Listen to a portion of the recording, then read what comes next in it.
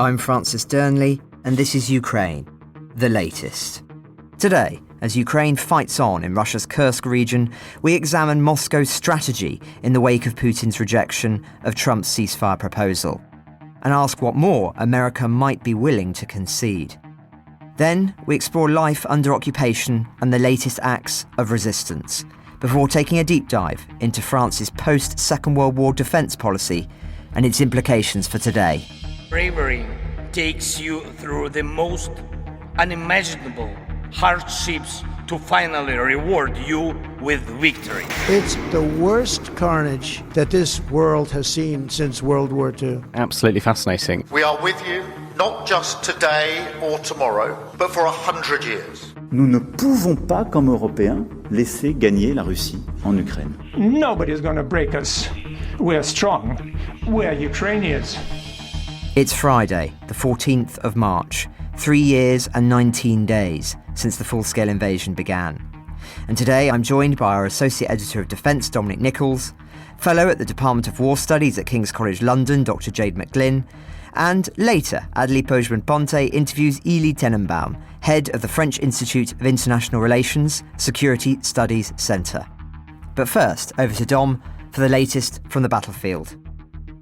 Let's start on the ground in Russia. No move to the lines in Kursk Oblast. Ukraine still holds that much reduced position, the position that a couple of days ago when Russia took essentially the whole of the town of Sudzha, but Ukraine is still holding some land there and against the border area. The whole town of Sudzha does seem to be taken by Russia, but positions west and south are there, still in Ukrainian hands, and no move yesterday. Into Ukraine, and virtually no move to the line there as well. A little advance by Russia to the north of Velika Novosilka, down in the Donbass, and also a bit further north from there, about 30 k's north of there, Russian troops seem to be holding back the Ukrainian counterattacks in the vicinity of Kursk that launched a couple of days ago. Russia was slightly pushed back in a number of areas. That seems to be holding for Russia at the moment, but Ukrainian troops did take back land around Pokrovsk and Toretsk earlier in the week.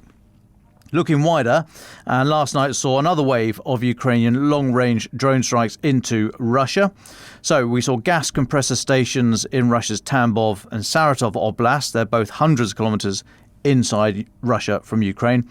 We saw them hit by drones. A source told the Kyiv Independent this morning that those drones had come from the SBU, Ukraine's security service. A warehouse storing missiles for Russian S-300 and S-400 air defence systems was also said to have been struck. Another attack reportedly hit a missile depot near the village of Radkovka. That's in Belgorod Oblast, so about 50 k's north of Belgorod city itself. That triggered the detonation of stored ammunition there. Then a couple of hundred kilometres from the Kursk bridge down the Black Sea coast, so on the northeast coast of the Black Sea, Russia's coast, the Tuapse oil refinery in Krasnodar Krai was hit again. That you've got to be pretty unlucky if you're the owner of that one, because it keeps getting hit. No air defence there at all. Russia's regional governor, Vladimir Putin, said on Telegraph the fire at the plant was over 1,000 square kilometres, and local residents there, that's pretty big, 1,000 square kilometres, that's massive. Sorry, was 1,000 square kilometres. Still pretty big. Better check that. That's pretty massive. Local residents there say they were woken about 5 a.m. local time by several explosions, and you'll see clips on social media. I think we're running it as well on our website, showing the large fire burning at the depot. What's 1,000 square? Is that 10 by 100? Yeah, it is 10 by... That's massive. It must be 100, 10 by 10. Anyway, I will check that, but that's pretty big. Also last night, Ukraine attacked Moscow directly again with yet more drones, the second time in a week, and just hours after Steve Witkoff, the United States Special Envoy to the Middle East, albeit acting now as a kind of pseudo Keith Kellogg Ukraine envoy type role, he had just flown out of the city, flew out about 2 a.m. and we think the first drones arrived about 4.5 hours later in Moscow. Russian air defences repelled 4 drones flying towards the capital, according to Sergei Sobyanin, who's the Moscow city mayor. He said there was little damage and no casualties. However, there is footage showing the moment a drone did hit the side of a residential building in Moscow, so something did get through. Now, that was clearly a response to Putin's comments yesterday. More on that later. And I think possibly another response to Putin, talking about his response to this 30-day ceasefire idea. Gareth Caulfield, you'll remember, he's been on the pod a few times, colleague here at the Telegraph. He and I have been tracking a British RAF Rivet Joint Surveillance aircraft all morning that's been doing racetracks up and down the west of the Black Sea, obviously having a nice old look at what's going on in Crimea and elsewhere. Okay, a couple more, Francis. The US is set to resume shipments of the long-range bombs, the ground-launched small-diameter bombs, to Ukraine. They are said to have been upgraded to better counter Russian jamming. This is sources speaking to Reuters. They've been particularly helpful. They've got quite a long range, I think about 100 miles-ish. So that's good that they're back on the menu. And then finally, for me, this quite bizarre actually, NATO Secretary General Mark Rutte was in Washington yesterday to see Donald Trump. Now, he'd clearly done his homework on how to stroke Donald's ego. I'm going to read you the first couple of lines, or the first few lines from Mr. Rutte's opening remarks in the Oval Office. He said, "First of all, thank you so much, Mr. President, dear Donald, again for hosting me and also for taking time in Florida a couple of weeks after you were re-elected. And of course, our phone call a couple of weeks ago. And I must say, Trump 45, you originated the fact that in Europe we're now spending, when you take it to aggregate, 700 billion more on defence than when you came into office in 2016, 2017. But that was Trump 45. Then, when you look at Trump 47, what happened the last couple of weeks is really staggering. The Europeans committing to a package of 800 billion defence spending. The Germans now potentially up to $500 billion extra in defence spending. And then, of course, you have Keir Starmer here, the British Prime Minister, and others all committing to much higher defence spending. They're not there. We need to do more. But I really want to work together with you in the run-up to the Hague summit to make sure that we will have a NATO which is really invigorated under your leadership, and we are getting there." All right, there was then a little bit of defence industrial production chat, and then Mr. Rutte finished with this line. "And finally, Ukraine. You broke the deadlock. As you said, all the killing, the young people dying, cities getting destroyed. The fact that you did that you started the dialogue with the Russians and the successful talks in Saudi Arabia, now with the Ukrainians. I really want to commend you for this. So, well, The Hague is my hometown. I'd love to host you there in the summer and work together to make sure that it will be a splash, a real success, projecting American power on the world stage." Right, that's the head of NATO saying that. Lots of thanks in there, very early, first sentence. We know that carries a lot of currency with this administration. Then lots of fawning chat. That's fair enough. That's how you play the man, a bit of kowtow powwow. But that last bit did make it sound like the war in Ukraine was over, when we are only just dipping a toe into the shallow end of any negotiation phase. But that last line really caught my eye, suggesting NATO could be the way to project American power on the world stage. I just wonder if that's more flummery or an attempt to draw Donald Trump back into a kind of warm NATO embrace. Anyway, possibly emboldened by these warm words, Donald Trump then put Mark Rutte in a really uncomfortable position when Trump was asked by a reporter about his vision for the possible annexation of Greenland. So listen to this. Donald Trump said, "I think it will happen. I'm sitting here with a man that can be very instrumental." He was pointing at Rutte at this point. And he carried on, "Mark, it's very important for international security because we have a lot of our favourite players cruising around the coast and we have to be careful. We will be talking to you." Right, so what do you do now? You're Secretary General of NATO. Do you say, thank you, Donald, but Mr. President, the transatlantic alliance, bish, bash, bosh? No, Mark Rutte then said, "When it comes to Greenland, if it joins the US or not, I will leave that outside of me in this discussion because I don't want to drag NATO into that." It's quite extraordinary. He said he was going on about the Chinese using the route and the Russians and all the rest of it and saying how everyone's working under US leadership, very important. Donald Trump then said they need protection in Greenland. We have to make a deal.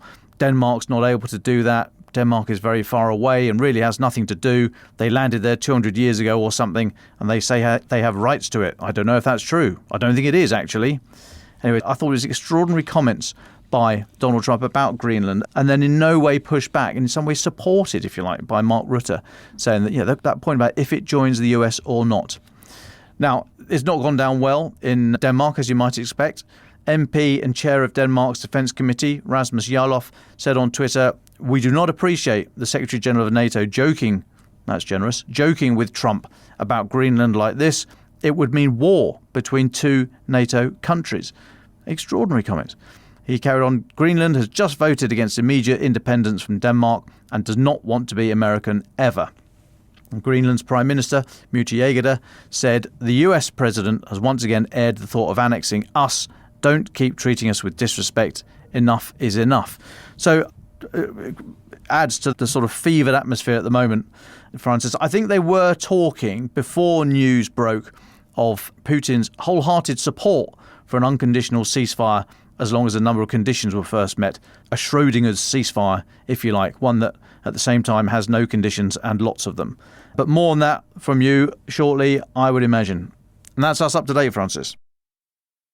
Well, thanks very much, Dom. Yes, so let's get into the ceasefire discussion. The idea itself is good and we support it, but there are a number of issues that need to be discussed. Those were the precise words of Putin yesterday regarding the ceasefire proposal, which the Russian president rejected a few hours after our broadcast. Steve Witkoff, Trump's negotiator, engaged in late-night talks in Moscow, we understand, but there has been no notable shift this morning, not that we should really expect one. The Kremlin is talking about optimism and solidarity with President Trump, but has emphasised there is a lot of work to do. As we speculated, Putin said that the proposed temporary truce must be designed in a way that can lead to a long-term peace, as well as guarantees that Ukraine will not mobilise or train soldiers, nor receive weapons during a 30-day ceasefire. As our very own Roland Oliphant has written for The Telegraph, Putin had three options: accept Ukraine's ceasefire offer but surrender momentum on the battlefield, reject it and risk antagonising Trump, or try to drag things out so he can continue fighting as long as possible. He has chosen option 3. By praising the US president and the idea of stopping the war, he hopes to stay in Trump's good books. But his immediate raising of nuances to discuss should be a red flag. This is a classic Russian negotiating tactic, as any diplomat who's been in a room with Sergei Lavrov will tell you. By breaking every proposal down into an infinite number of constituent parts, he will attempt to appear cooperative while playing for time, bogging down the talks and trying to use facts on the ground to squeeze out the maximum possible concessions. So that's Roland. Those concessions, unsurprisingly, appear to be huge. In a widely circulated interview with US National Security Advisor Mike Waltz on American television yesterday, broadcaster Sean Hannity asked him as follows: I would imagine parts, maybe the Donbass region in particular, or areas that are heavily populated by people from Russia, that would go to Putin in any negotiated settlement. Am I wrong? Waltz then replied, you are not wrong in any of that. So, it would appear that once again, both men there confuse Russian speakers with Russians. But that's like claiming the Irish are English because they speak English. Try telling the Russian speakers we spoke to who fled the occupied territories that they are Russians, not Ukrainians. This fatal misconception leads us into very dark places.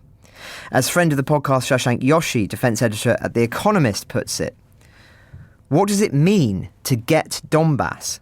There's a big difference between accepting it will remain Russian-controlled after a ceasefire and formally ceding the territory.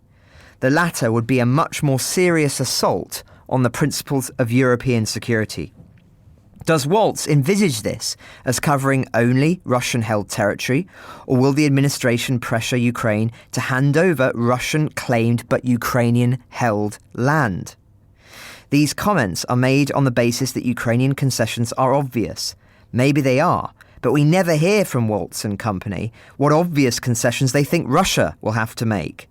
The result is to create lopsided pressure and to signal to Russia that they can demand one-sided terms. So that's Shashank's thoughts. I would just add to that there's been no mention whatsoever of over 19,000 Ukrainian children kidnapped by Russia. What would happen to them in this scenario? Now, our guest on the podcast yesterday, Professor Phillips O'Brien, puts it even more starkly. The reality is that Trump's teams are not trying to negotiate between Ukraine and Russia. They're trying to condition the American people to accept major concessions to Putin. There is no negotiating here, just abject surrender. Now, further evidence of that might be found in the fact that the Russians clearly only want to deal directly with Trump.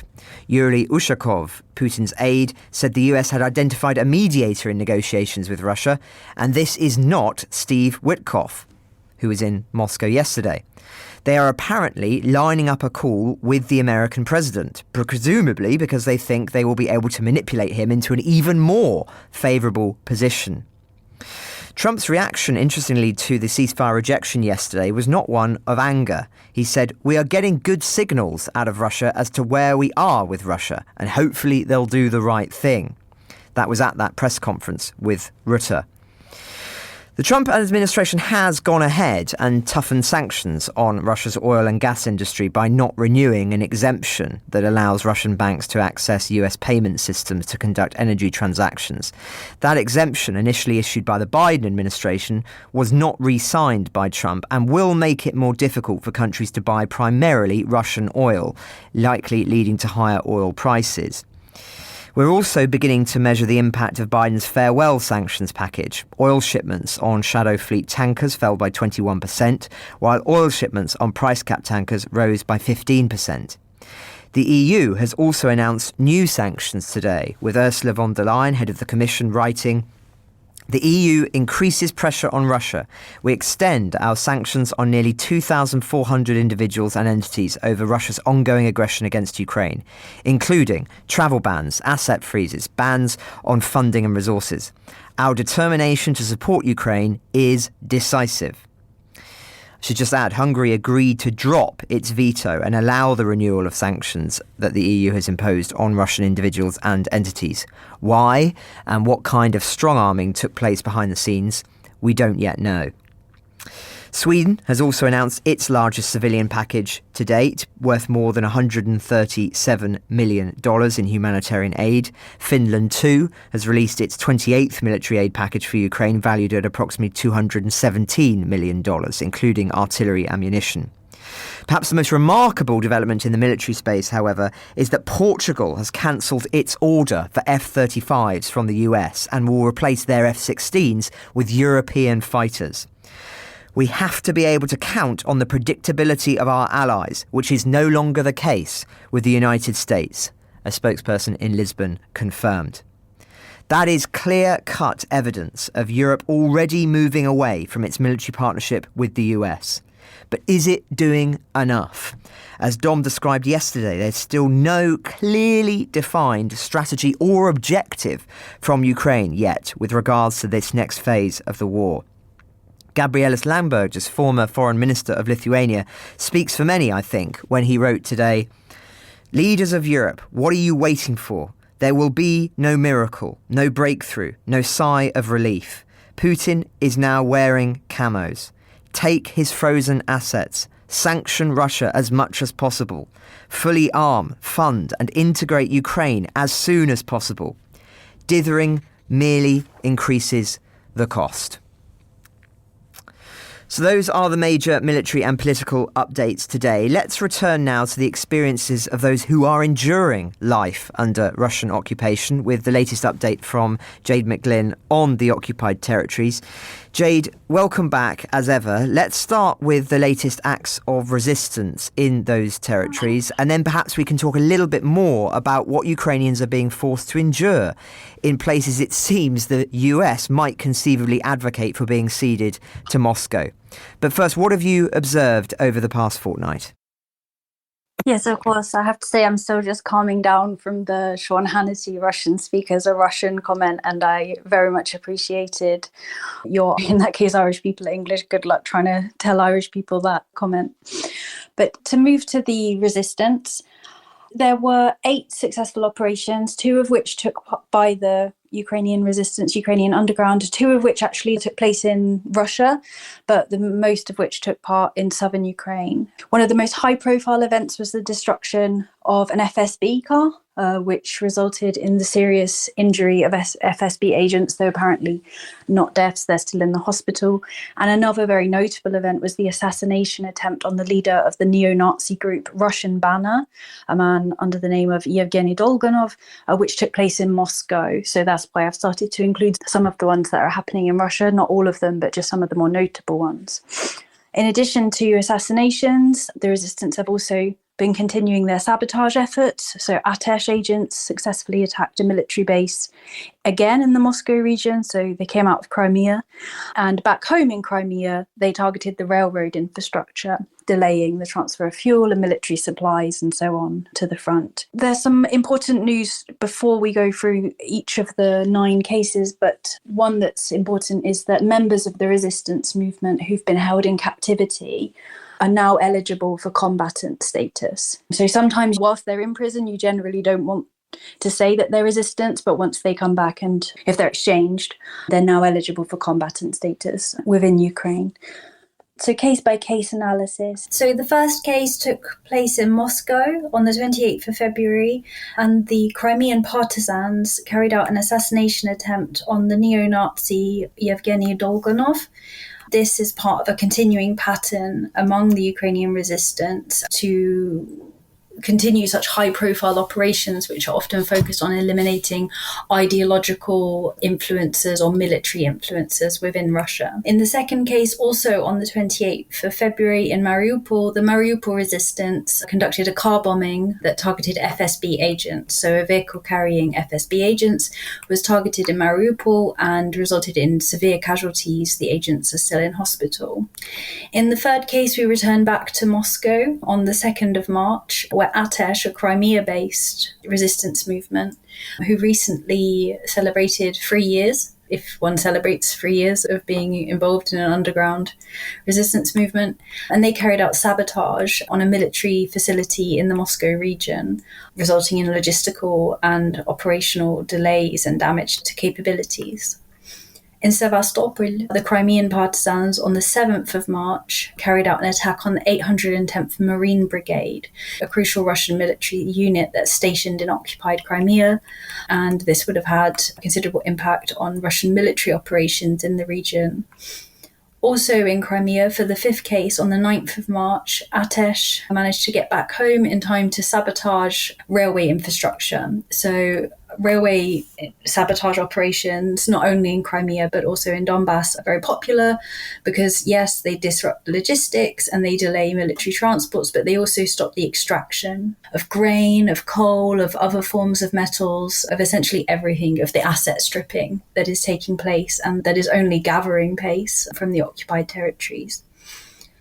In the 6th case, that took place in Velika Lepeticha, which is on the banks of the Dnipro, but on the occupied bank, so the left bank in Kherson region. It's quite a small rural settlement.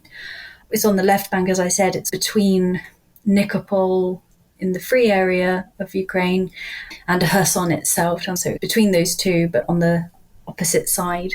And this was an arson attack on an occupier's vehicle. So it was a vehicle used by occupation forces that provided medical support to Russian occupation forces. So there's also a clear psychological element to this operation to undermine morale, particularly because in recent weeks there have been a number of photographs and videos from Russian occupied territory in Ukraine from hospitals showing that the Russian troops are not receiving adequate care, just lying in corridors in unsanitary conditions. So they're naturally trying to build on that. In the 7th case, the 7th cases took place actually in Sevastopol and Simferopol in Crimea, so on the 12th of March. Again, the Crimean partisans, and what they were doing was destroying monuments put up by the Russian occupation forces, so targeting and destroying monuments erected by the occupying administration in order to demoralize occupation forces and to undermine, I suppose, their spatial imposition of the occupation as well. And then the final case happened in area of occupied Zaporizhia region, not so far from Melitopol, and a place called Skadovsk. And we're not quite sure who did it, but the reports are of Ukrainians poisoning a number of Russian occupiers. They offered them some sweet drinks and homemade pastries. And as a result, 3 occupiers died and 9 in hospital with very serious poisoning. This has been reported on quite prominently by local occupation media as well. So those are all of the 8 cases to discuss this week. The resistance continues, and as ever, I'm in awe of them, and I'd also like to thank my research assistant Ilya Repin for helping me to compile these examples. Well, thank you, Jade, and thank you, Ilya. We've got a question for you, Jade, if we may, before you go, which is that we of course, have from you this vivid picture of the acts of resistance, but many listeners write in and ask for a little bit more detail about what ordinary life is like in the occupied territories. For instance, are schools and shops still open as normal? Are there curfews? Do Russian soldiers frequent their own bars, or are they sort of mingling with the populace? Are place names being changed? Those kind of questions. I wonder if you could go into a little bit more detail for us about what a standard picture looks like for ordinary people. I think it's first of all important to note that there's a bit of a difference between the territories. So, for example, the newly occupied territories, with the exception of Mariupol, so the territories occupied since 2022, they're really run like a very intense police state.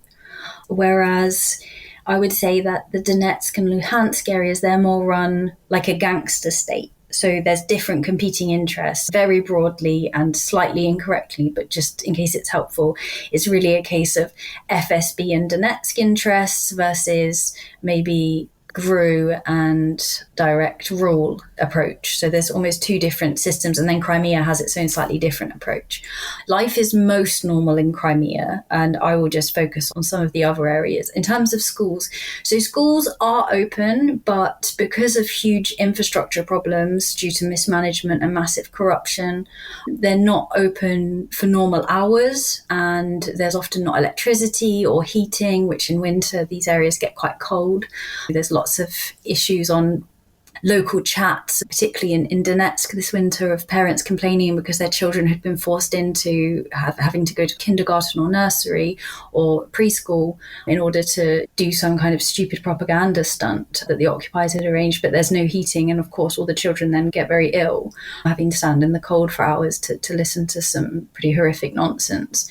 So there's lots of issues with the schools. Obviously as well, the schools are all focused on indoctrination. So not just like in Russian schools, but also with specific, they're called metodichki, so specific programs to de-Ukrainianize and turn them against Ukrainians or turn them against themselves.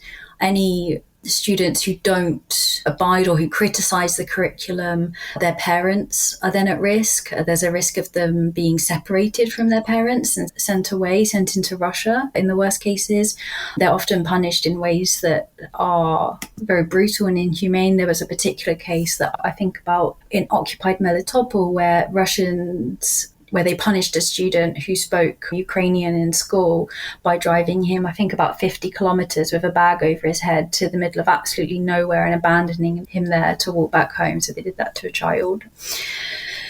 And of course, some people do try to keep their children away from the Russian schools. That becomes harder and harder as the Russians try to come up with more and more new ways to register people. And they also target very intensely efforts at online through VPN, like Ukrainian learning, though it does still go on. It's very fraught with risk. So that's just on schooling. In terms of shops, yes, shops are still open, but what the Russians did, so one quick note, which I think anybody who spent time in Russia and Ukraine will know, is that Ukrainian produce is much higher quality than Russian produce. It's just Ukrainian food is tastier. This is not a subjective opinion. This is a fact. And what the Russians have done is they've set up sister, like twinning programs. The most infamous one is between St. Petersburg and Mariupol, but essentially regions or cities are twinned. And as a result, these then sister cities from Russia have rights to import and to sell their goods and their culinary delights in the occupied territory that they're partnered with. And that's led to huge price increases, of course, because some of these places are a bit remote and the costs of getting it in, but also a real drop in the quality of produce. And it was interesting because I was talking to somebody who had lived under occupation and has since left, and they were talking about just how they remember the time of occupation as just being so hungry all the time. And if you were Ukrainian, there was a huge divide between people who lived in the flats and the people who lived in the houses, because if you lived in a house, it generally meant you had a sort of small allotment where you would be able to grow some of your own food and therefore survive, or at least have basic nutrition, whereas the people who lived in the flats obviously didn't have that. And it was really quite, as so often in Ukraine's very tragic and harrowing history, that having that land and the ability to make use of Ukraine's very fertile soil was really the difference between not so much life and death in this case, but between the amount of pressure you were under, especially in terms of collaboration, because the occupying authorities, they don't bring good humanitarian aid. So yes, there are products, they're low quality, they're very expensive, and also nobody has any money. I mean, the unemployment rate in Mariupol is 87%. Using their official statistics. There are some issues with those statistics, but essentially the vast majority of the working age population in Mariupol is not officially employed. I think that we can feel pretty confident on, that people just do not have money. So it's slightly irrelevant if there are shops anyway, unfortunately. Just wondering about the level of integration of, say, Russian occupying soldiers and the civilian population. In general, they're not integrated. And one of the reasons is to do with that last case in the resistance, is because the Ukrainians kept on poisoning them. So as a result, they're kept apart. And it's really interesting because the Russian occupation soldiers at the start, they did have interaction with locals. But then afterwards, in general, they were kept out. There is a case where Chechens, so the Kadyrovtsi, the Akhmat Brigade, they have been used for, well, let's be blunt, for terrorizing the population. And there are frequent fights actually between Russian forces and Chechen and Kadyrovtsi, so also Russian but Chechen forces on the occupied territories, normally over women or over economic interests, etc. But in general, they're kept apart, and that's a deliberate policy from the Russian Ministry of Defense for a wide range of reasons. On those cases where, for example, the Russian soldiers do go to relax, for example, there were cases where they were going, I think, not always with permission, to Melitopol and Berdyansk to relax, because they were occupied very quickly. They're less damaged than some other places, and they were getting poisoned all the time. So in general, they're kept away from the local population, and instead the local population is managed by a high caste of collaborators. And I was referring to at the start of my answer, in the Donetsk and Luhansk regions in particular, the vast majority of the population is really living in completely unacceptable conditions. And then you have this sort of thin layer of elite who are the collaborators and who are involved in all the schemes and the corruption and the sort of gangsterism. In occupied Kherson and occupied Zaporizhzhia, it's a bit different. And there is perhaps, to a certain extent, a slightly higher standard of living. To a certain extent, I mean, do not get your hopes up on this standard, but because they have to police it so much more because it's so newly under occupation. And in Mariupol, there's a bit of a weird mix of both. Well, thank you very much, Jade, for painting that vivid picture of life in the occupied territories. And if you have more questions for Jade, then do write in. The Paris Defence Summit this week only underscored the increased importance of France's security policy for the rest of the continent. So on Tuesday, Elie interviewed Elie Tenenbaum, head of the French Institut of International Relations Security Studies Centre, for a deep dive into France's military capacity, its fraught history with NATO and the United States, and how much protection its nuclear umbrella can offer. You'll be pleased to hear this discussion focuses on the period after the Second World War, rather than the Napoleonic period. Many of you have written in for more content on France, so we hope you find this interesting. This is their conversation.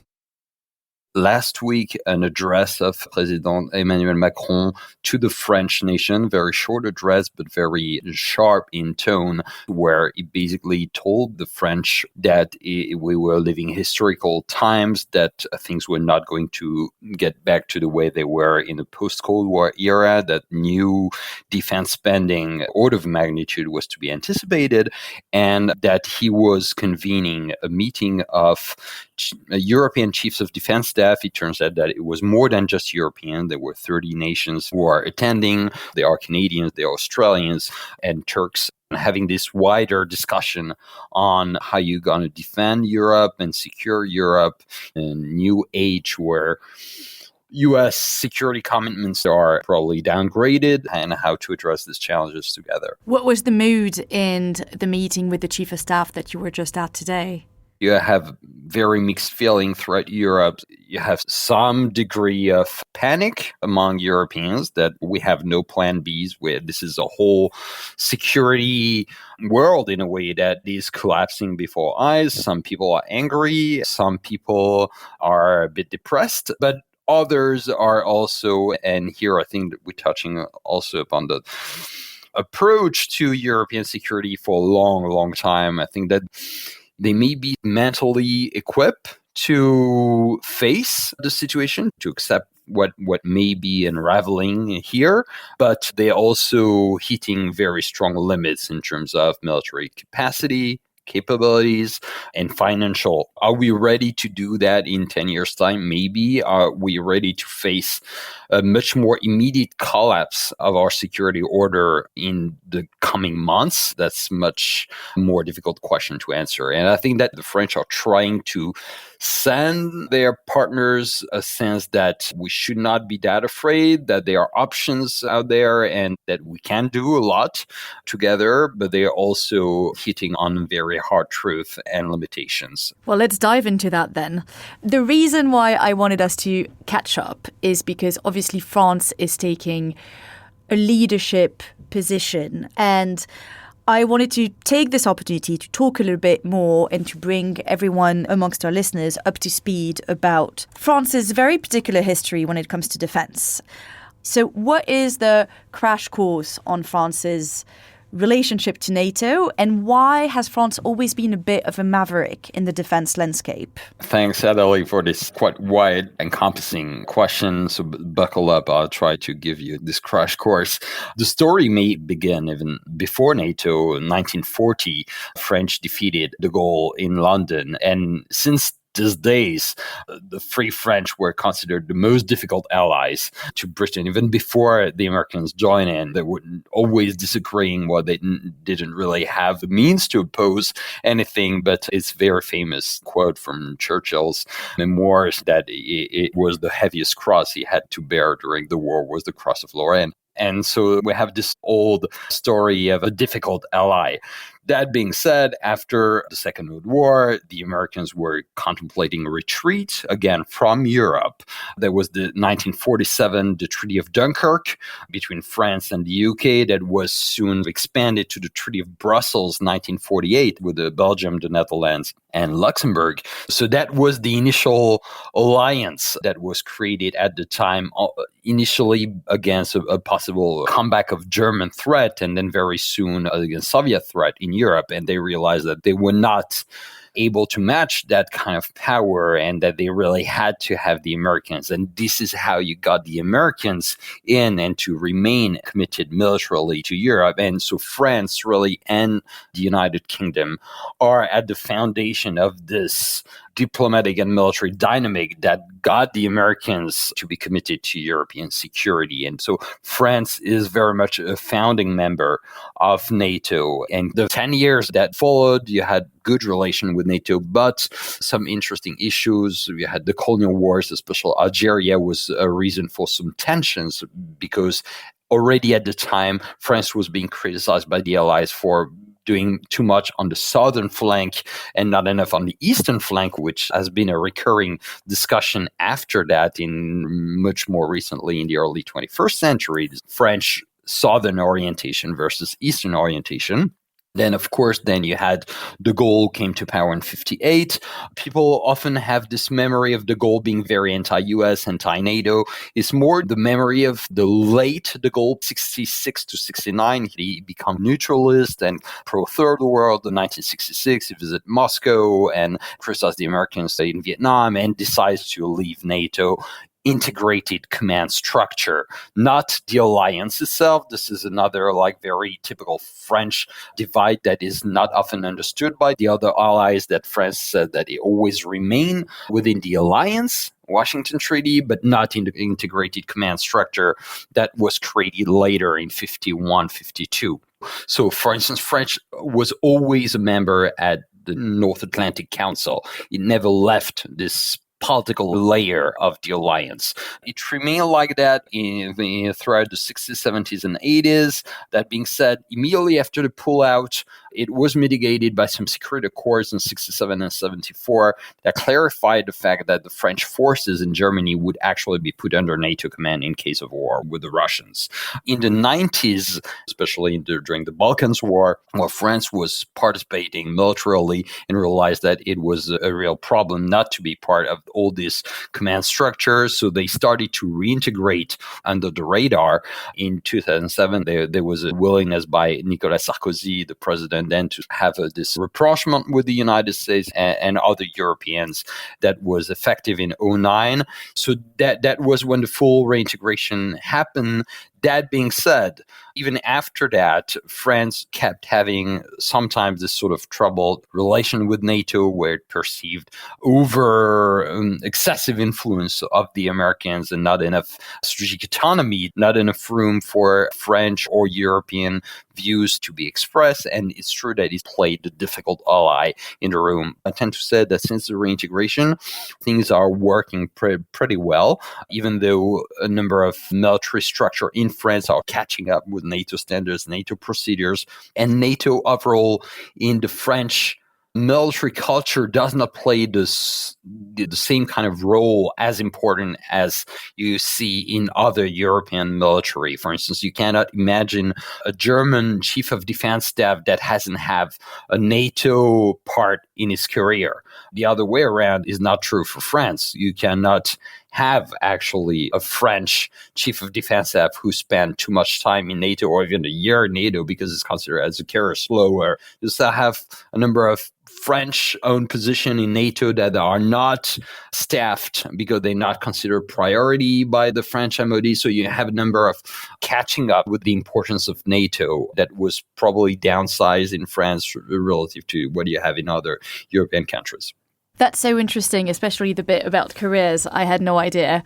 I think for non-French speaking listeners, there's a French phrase that's applied very liberally to all sorts of different areas, which is l'exception française, which both means that France is proud and happy to be an outlier and to do its own thing, but it also points towards French exceptionalism, whether we agree or disagree with that.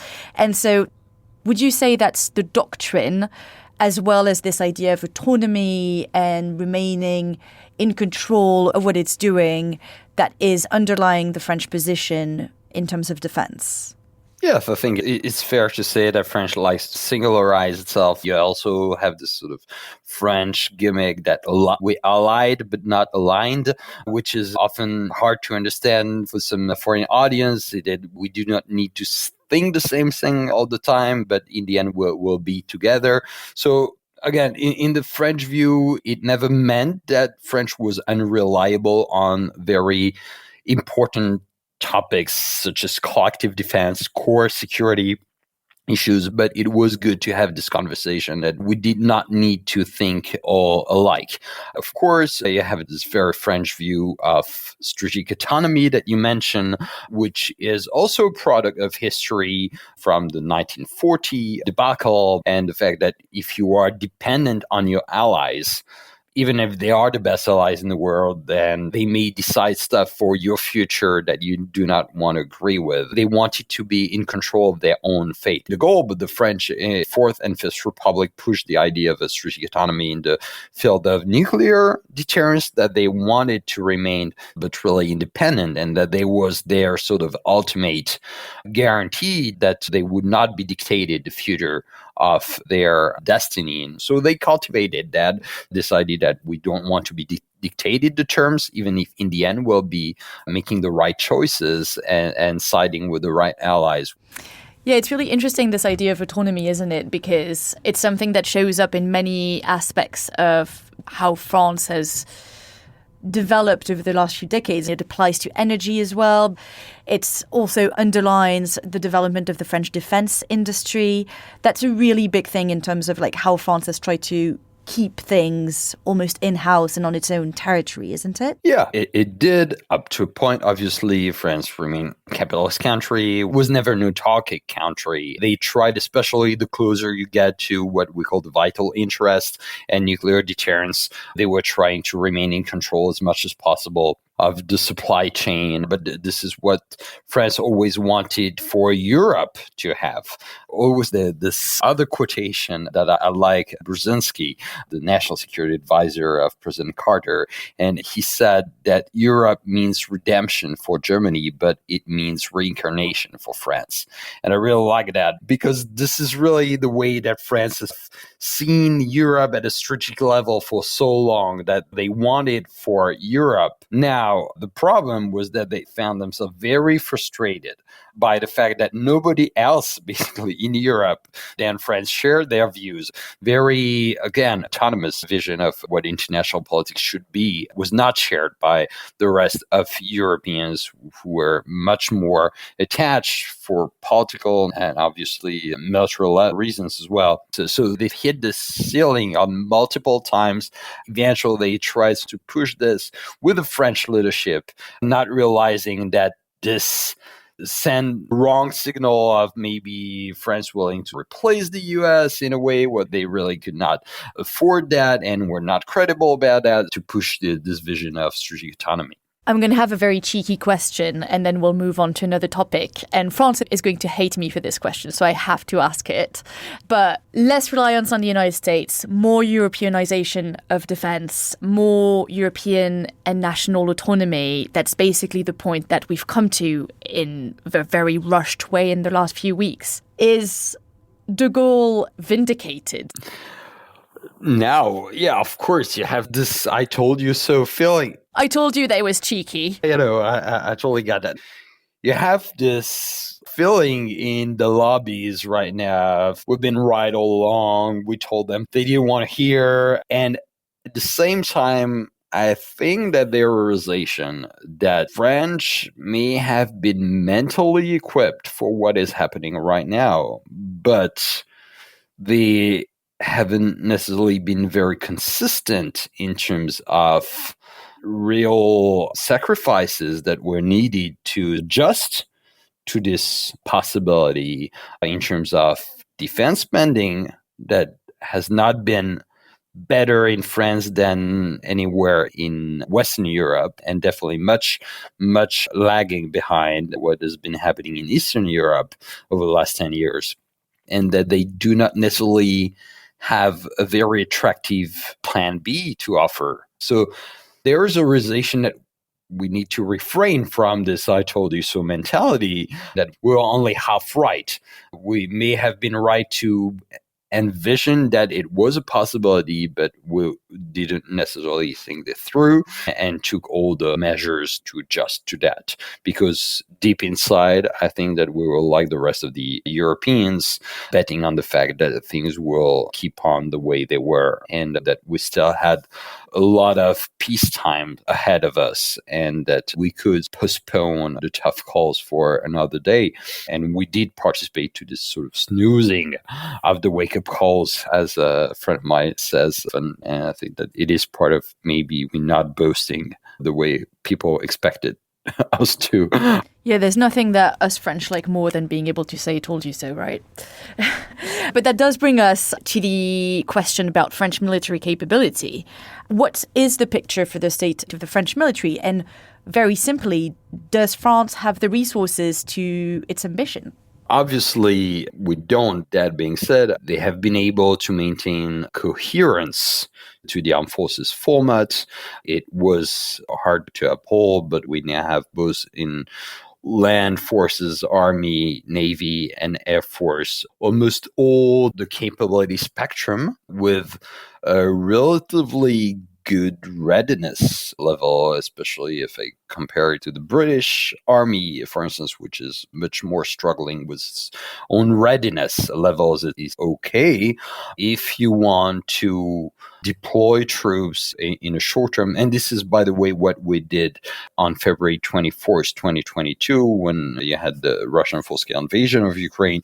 France happened to be in charge of the NRF, the NATO Response Force, which was the sort of spearhead rapid reaction force of NATO, when French deployed in 72 hours to Romania. And so it triggered the part of the defense plans and contingency planning, and people realized that it was good that it was the French who had been on alert, because they had overall okay level of readiness, and we has the national emergency echelon with 5,000 forces that can be deployed on short notice, and we have a relatively good format. Are we able to make them last in time, especially with high attrition rates? This is what the last military programming law has been about, trying to increase the depth of the forces, resupply the magazines for munition, for regain some depth, increase the reserve force so that we can have a rotational presence over time, rethink our maximum engagement scenarios and be consistent with that. So this is what I'm a bit more skeptical about, is our ability to last over time, because if we're going there, it's not about 4 months, 6 months.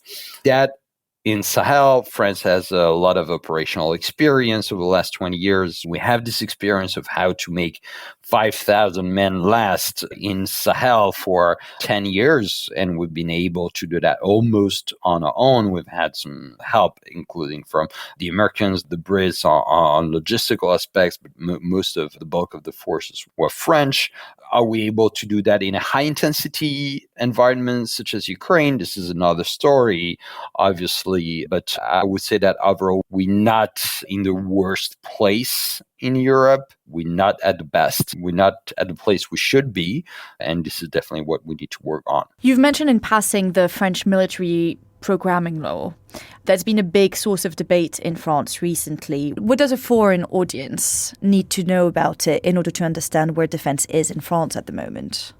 Okay, so since de Gaulle's era, we have this multi-year budgetary planning for military spending. The fact that it's multi-year is very important because this is long-term investment. And because of the nuclear deterrent, which requires this sort of long-term visibility, we've adopted this multi-year planning. They've not always been followed through because they're not mandatory like the actual annual budget law, but they give like a sense of where we should be. In the 90s and early 2000s, there was a widening gap between the budgets and what the military programming laws were suggesting. After the Paris attacks in 2015, there was this sort of sense that we need to be more serious about that. 2014, 2015 is very important because for a number of the show's listeners, this is Ukraine, the illegal annexation of Crimea, and the initial Russian aggression on Ukrainian Donbass. And it was important for France, but not as much as a strategic turn as the Paris attacks. And it explains, to my mind, a lot of where France was between 2014 and 2021. 2015 was a big turning point. For the first time, you had a number of programming laws that were planning initially pretty slow and then sharper and sharper increase of defense spending. So The last military programming law was passed in July 2023, so after the full-scale invasion. It was putting 30% more over the next 7 years than the previous military programming law, so it was a sharp increase. It was 413 billion euros over 7 years. It was 100 billion euros more than the previous law. What was in the military programming law was a bit more disappointing because the French forces, over the years of underinvestment in the 90s, early 2000s, had been considerably hollowed, and putting more money on the table basically helped to make their current formats more sustainable, to bring back some money for training, for replacement parts to increase the readiness, technical readiness, the maintenance of the material, of the equipment. But you didn't really have this sort of whoa moment when you say, okay, you're putting 100 billion more and then you have that number of tanks more and that number of jets. No, actually the format stayed the same. It even declined a little bit because the materials get more and more expensive and you put more money on the table, but you get the same. You're happy if you get the same, but you're not downgrading that.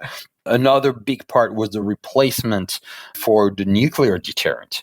You have new nuclear submarines coming in. You have the replacement of the nuclear hypersonic cruise missile. All this costs an awful lot of money. And then France wants to stay in the game of emerging and new technologies, space, cyber, quantum, and all these costs also a lot of money, AI. And so when you put all this money in the nuclear, in the emerging techs, and in the refurbishing of your format, then you end up having spent all your money, and people look and say, yeah, you still have the same kind of format, and this is disappointing. And of course, my understanding of President Macron's address to the French people, and that they may be new, fresh money that would be on the top of the current military programming law, which is already increasing by 3 billion euros more every year until 30. So you have big steps. So we catching up. So they may be extra money to do more and to actually at some point increase the format. That's so interesting. Let's look a little bit towards the East then, because France has had a softer stance on Russia.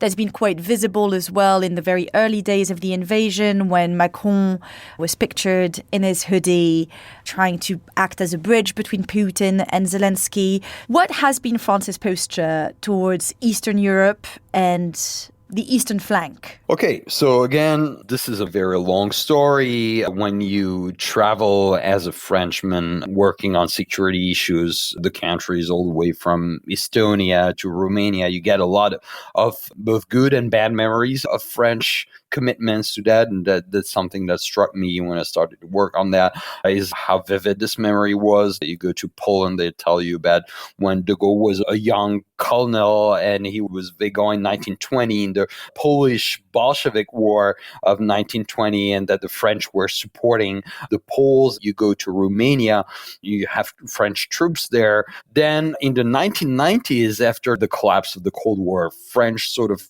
missed the opportunity to realize the importance that NATO was to this country who had freed themselves from the Warsaw Pact and Soviet yoke, and who were demanding to have security guarantees within NATO.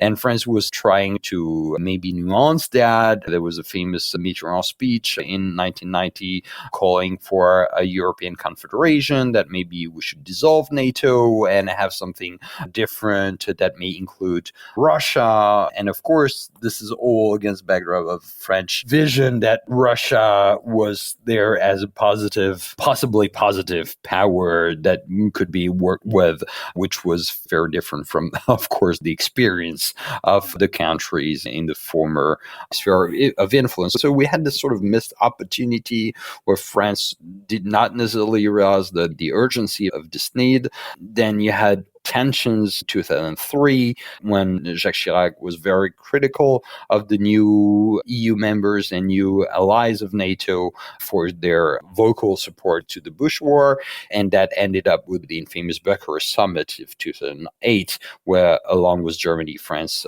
did push back the idea of a membership action plan for Ukraine and Georgia to NATO. And a couple of weeks after that, you had the Russian invasion of Georgia. And then, of course, what we know with the Ukraine after the Maidan Revolution. After that, France again took a while to really catch up with this reality. It did criticize Russia for, of course, its illegal annexation of Crimea. There was some sanctions.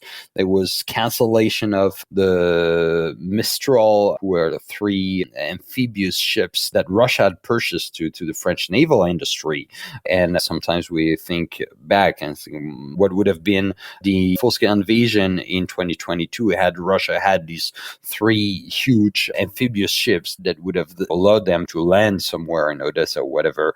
God forbid it was, so we cancelled it. But very soon, France positioned itself alongside Merkel's Germany as a mediator between Ukraine and Russia, especially at the Minsk Agreement in 2014 and even more in 2015. And so trying to play some sort of neutral game while the Brits, the Poles, the Americans, the Canadians, the Balts were really siding with Ukraine, starting to train Ukraine, Operation Interflex, all this that started to happen in 2014. France was not really there because it was trying to play this sort of neutral mediator. And this was still that until the very end of 2021, early 2022, when Macron went to Moscow, tried to dissuade Putin from doing something foolish. He really believed that he had this sort of legitimacy as a mediator. He called for a Russian reset of relations in 2019. I had Putin over at his vacation place in southern France. So you had this sort of, I would say, French-Russian illusion that came on multiple occasions in our last couple of centuries of history with Russia. De Gaulle himself had this sort of illusion that he may have an influence on Stalin and so on and so forth.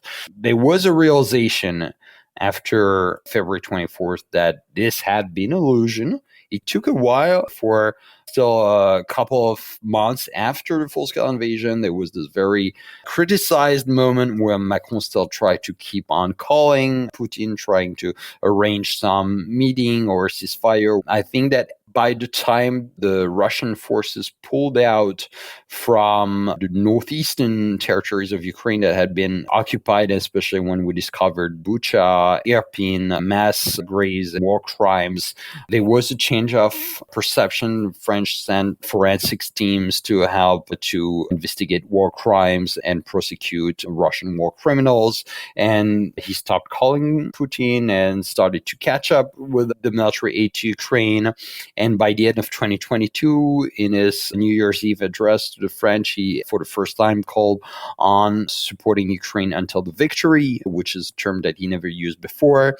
And over the year 2023, at the Globsec conference in Bratislava, he tried to atone for the French past behavior. He was sorry that France had not been listening, that it should have been listening to Eastern European allies for a long time regarding Russia, which is something that is not very common for a French president, especially Emmanuel Macron, to apologize for. He said that there was no way around NATO as a collective defense structure, brought in Zelensky at the G7 in Tokyo and tried to start a discussion on security assurances at the time, and then modify the historical French position vis-a-vis Ukraine membership to NATO at the Vilnius summit in July 2023, French officially deciding to support Ukraine membership to NATO. So you really had this sort of changing of the position, then signed in early 2024 this bilateral security agreement with Ukraine, same time that it was signed with Germany and the United Kingdom, this bilateral security agreements that included military support over the next 10 years for Ukraine. And of course, they started this discussion on boots on the ground in February 24, in a way got us where we are right now. And that also talks to why France isn't involved, as you mentioned, in Interflex. Where does France fit in terms of international cooperation and support to Ukraine, both in terms of money and military support? So France joined the EU training mission that was started very soon after the full-scale invasion. It's called UMAM, Ukraine, European Union Assistance Mission for Ukraine. And you have French forces who are training Ukrainian soldiers in Poland under a German-Polish lead mission. You also have a number of Ukrainian soldiers who started to train in France proper. France was also very adamant to use the European Peace Facility, the EPF, which had just been created at the urge of France. It was a long discussion for France within the EU to have this ability for the EU to buy or to reimburse countries for lethal equipment. EU was usually hostile to the idea that they could provide some money directly or indirectly to lethal equipment. And then in terms of capabilities, I think that it's interesting that France tried to remain ahead of the curve in the types of material that it was willing to give to Ukraine. At the time that there was a discussion on should we give tanks to Ukraine, and Germany was refraining from giving authorization to the Leopard battle tank. The French gave its own version of a kind of lightweight tank, but they gave it. And there was that. The deep strikes was Storm Shadow scout missile that France, along with the UK, gave to Ukraine. Missile defense or air defense with the Mamba SAMP-T system that they gave. So they gave all the good stuff, but they gave it in small quantity. I remember the last time I was in Ukraine discussing about the French aid, they told me that French military aid is like French cuisine. Is very good, but you don't have a lot in the plate and you're still hungry at the end. This has been a limit, definitely a limit. Should they have been able to put in fresh money for direct orders to the industry for Ukraine? They should have. And I myself have been quite critical that we should have put the real money on the table, and that 3 years on, we would have been in a much better place now. And France has been short on that. I think that it is an inconsistency that undermines its credibility in its position on Ukraine. That does bring us to the conversation around nukes. Yeah, absolutely. Because France is obviously offering a sort of nuclear shield to Europe? I wouldn't put it that way. How would you put it? February 2020, President Macron gave a speech to the École de Guerre. The French nuclear doctrine is never a written doctrine. It's always about the president's speeches. What they say and don't say is always very precise speech. And he said in that speech that there was a European dimension to the French nuclear deterrent. This French nuclear deterrent is meant to safeguard French vital interests from any state threat. It has always been pretty clear that they are not limited to only the national territory, because it would not make sense. France lives in Europe, and it would not make sense to have most countries around France be threatened or occupied or defeated, and France's vital interests would not be impacted. In 1996, you had the Chequers Declaration between France and the UK that they could not envision any situation in which the vital interests of one country would be a threat while the others would not. So there is this imbrication of vital interest. So this European dimension. So there was this discussion going on, and said that the other Europeans did not really understand that the French nuclear deterrent were automatically protecting a big chunk of other Europeans' vital interests as well. And there was this criticism that the French nuclear deterrent was selfish, and it was divesting some money from conventional capabilities that could actually be put to good use by the alliance. So France was decided to push back on that and always wanted to do that.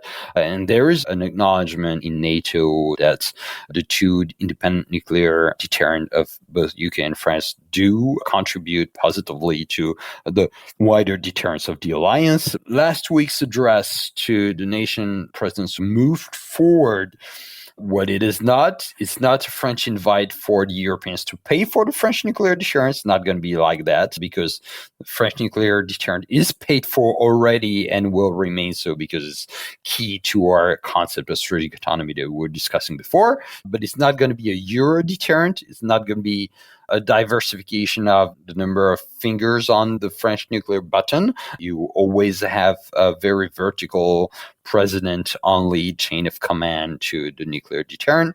There are discussions about should France join the nuclear planning group within NATO, which hasn't been part of since its creation, which is the only structure of NATO that France is not part of today. Will this be credible enough without an adaptation of the nuclear posture, including possibly the number of nuclear warheads? This is both a technical, military, and a very political decision to be taken. I think it's much further down the road. My colleague Dom has several times on the podcast expressed a lot of skepticism towards that. What's your take? My view is that the idea is to make it more difficult for the adversary to anticipate what would be the reactions. Ambiguity works both sides, and as long as it's not totally sure where an escalation involving French forces would lead to, I think it's useful. I think it also definitely gives France more ability to sustain some escalation dynamic in the strategic tit-for-tat game that we have with Russia. And again, Russians know very well when we do some nuclear signaling, and we did some since the beginning of the war, especially when Putin put his nuclear forces on alert. There was some French, actually, strong nuclear signaling that was under the radar for 99.9% of the public, but some of it went public. If you do read the notes, and we wrote a bit about it at IFRI, and I think that it was understood, or at least Russia did take stock of this, and I don't know exactly how this impacts their own calculation, but I don't think that he necessarily takes that lightly. This is fascinating. I'm going to move on to my last question then. We've seen, obviously, Macron and Starmer take the lead in recent weeks. Could we see some rivalry between the two leaders and between the two countries on how to lead this coalition of the willing? And is this more a new entente cordiale, or is it more an entente rivale? There always, of course, this part of rivalry between France and the UK, but in this specific case, I really think that there is deep realization that we need each other's back on this to try to create some momentum within Europe for higher expectations than what the US has in mind as far as the future of security of Ukraine and the freedom of Ukraine is concerned. And I think that starting from this common view, which is very important and which was not there 3 years and a half ago, and adding the military operational credibility of both French and British forces with all the limitations that we talked about and that you talk often on the podcast in terms of capacity, ability to last, and so on and so forth. France and the UK still are the only two European powers who have almost all the spectrum of capabilities, from tactical command and control of brigade, division, and corps level to operate complex air operation command to nuclear escalation capabilities. And that makes France and UK uniquely able to lead a coalition of willing countries to provide serious and credible security guarantees to Ukraine. I think that with only one of these two countries, it would be very hard to do. With both countries, it's still a long shot.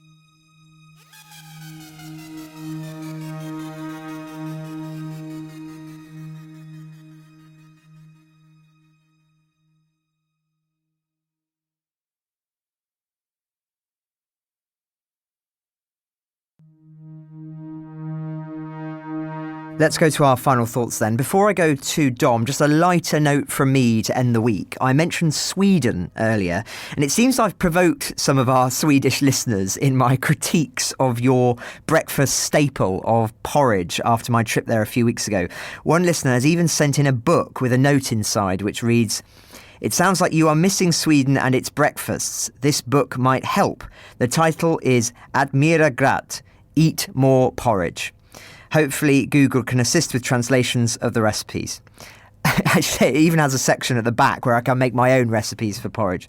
So thank you very much for that. And sorry if you're listening to this in Sweden and I've in some way offended your national culture. Sound like a politician. I love your country, your people, but I just have a weakness for English cooked breakfasts. I once broke my college's record at university for the number of hash browns consumed in one sitting. Do other countries have hash browns? Rosti, I suppose, is similar, but not quite the same. Anyway, that's enough about my culinary weaknesses. Dom, what are your final thoughts? Right, it's just to point you to keep an eye on news tomorrow. So Saturday, Prime Minister Keir Starmer here in Britain is going to host the next meeting on the diplomatic front. Now, this is not part of the E5 Defence Ministers group that I was in a couple of days ago in Paris. This is wider, I don't know what you call it, just general diplomatic support. So it's not the G7, that was in Canada, not the E5. I think this might just be European and possibly NATO. It'd be interesting to see if NATO and the EU are present there. But yes, the next big dollop of diplomatic activity is going to come tomorrow in London from Keir Starmer. But we're spinning a lot of plates at the moment. There's events in Ukraine and Russia, the battlefield, if you want to call it that. Then there's the political side and the diplomatic military side as well, if you like, the meetings of defence chiefs about who's got what, where and when. So we're trying to keep abreast of it all, trying to deconflict a lot of it all and delineate them for you, but it is pretty confusing. So yeah, try and keep on top of it all. Next big event tomorrow in London. There'll be news coming from that. Ukraine the Latest is an original podcast from The Telegraph, created by David Nicholls. To support our work and to stay on top of all of our Ukraine news, analysis and dispatches from Ukraine, please subscribe to The Telegraph at www.telegraph.co.uk/Ukraine the Latest. We also have a Ukraine live blog on our website where you can follow updates as they come in throughout the day, including insights from regular contributors to this podcast. We also do the same for other breaking international stories. If you appreciated this podcast, please follow Ukraine the Latest on your preferred podcast app and leave us a review as it helps others find the show. Please also share it with those who may not be aware we exist in your language. You can also get in touch directly to ask questions or give comments by emailing ukrainepod@telegraph.co.uk. We do continue to read every message. You can also contact us directly on X. You can find our handles in the description for this episode. We're especially interested to hear where you're listening from around the world. Thank you, and best wishes from London.